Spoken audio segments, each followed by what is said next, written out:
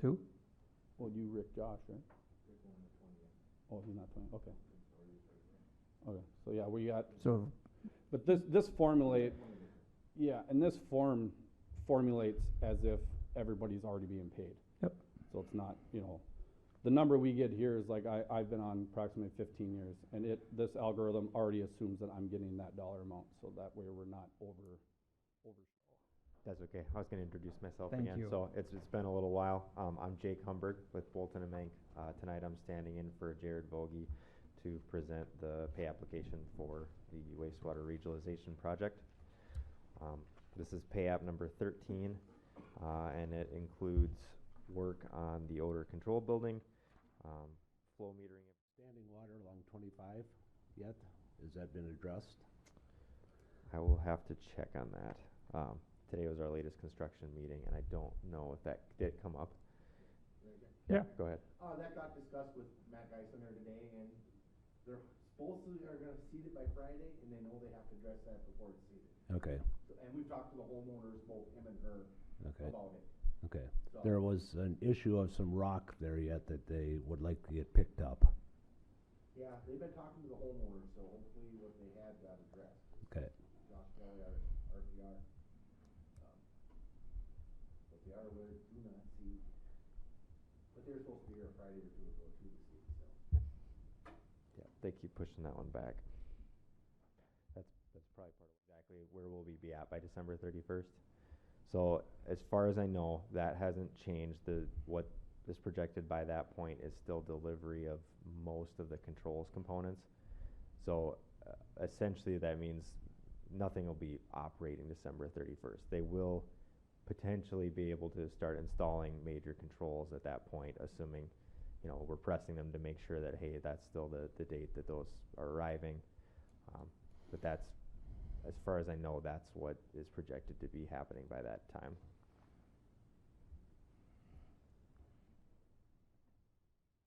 Controls delivered by the end of the year. Well, the critical thing is the transformers for the main lift station, which I believe our latest information on that is beginning of April for those Excel transformers, because that's the main lift station. That's the primary one that's going to convey flow to St. Cloud. the beginning of April, 2024? Correct. that's when they're arriving? That's what Excel has been, that's the latest information that Excel is giving us.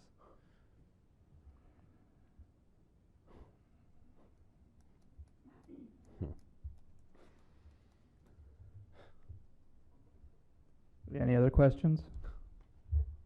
If not, I entertain a motion.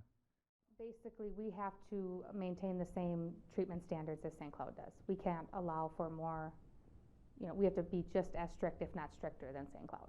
Okay. And the community cities. And all the cities have to adopt the ordinance, so we'll basically have an ordinance that all looks like everyone else that's in this cooperative. Thank you. Any other discussion on this? Hearing none, motion's been made and seconded, all four say aye. Aye. Opposed? Motion carried. Thank you, Jake. Mayor's comments and open forum. Anyone wishing to speak now can come up to the.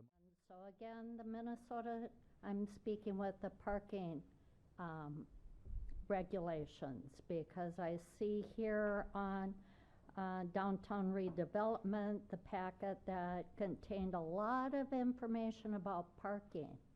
But we are still in non-compliance with the state regulations. I've even went as far as to give you the information about lane width. And so one of the regulations is if it's not marked as I don't go around this whole town doing that.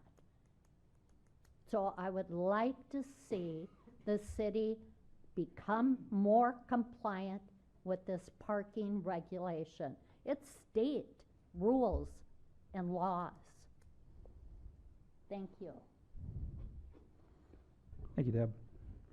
Anyone else wish to speak right now? My screen's up, sleeping on my furniture. And what really irritates me, I have been here for 20 years. I have made my yard beautiful. so I can have birds. I love watching my birds. I had 32 different kind of birds. This summer, Zippo. Zippo birds. Why? Because my neighbor's cat has killed them. Most of my neighbors. Staffing costs decreasing in the near term, so I think we need to adjust our admission prices to account for those costs. So, any questions or concerns on that? Look like a good return next year for these people that were working? Yeah, I do think we will have quite a few returning. We had a young group of staff this year. And so, yeah, I do hope we won't have any issues recruiting. If we didn't this year, really, there was a lot of people that took the class this year at school, so that was good to see. But, you know, it's just the rates, the market rates of pay and stuff like that have changed, and so we have to change with that as well. So if there's no concerns on that, I just wanted to bring that to your attention, and I incorporated that within the fee schedule. The second item I provided you was the downtown redevelopment plan that was part of the pedestrian plan that was done in 2015. I don't know if you had a chance to look at it. There's some interesting things in there. Some, you know, we have looked at already and maybe changed avenues in certain ways. We have tested the bike path. We have done, you know, some improvements obviously when the road was reconstructed, but I thought there was some very valuable things in there for you to look at.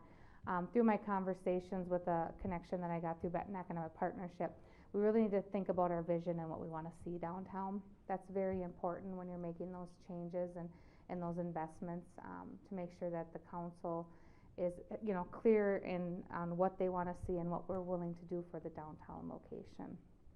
So is there any other questions on that? They talked about this greenway along the creek. Okay.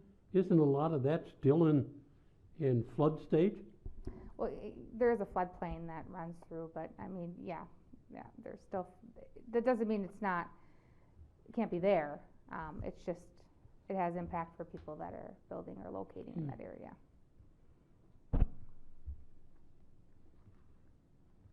There's no questions. It's something I want you to think about. We can certainly have another workshop session to talk more about these things as we get more information, but if you haven't had a chance to go through it, do go through that plan. And then the last item I wanted to bring up on the agenda was the winter sewer rates. With the closure of canned foods, that does have a budget impact, and I included that in the packet. It's about $30,000 on each end. The reason it is not as high on the sewer is because they recycled the water into a cooling system, so they had what we call an osmosis system.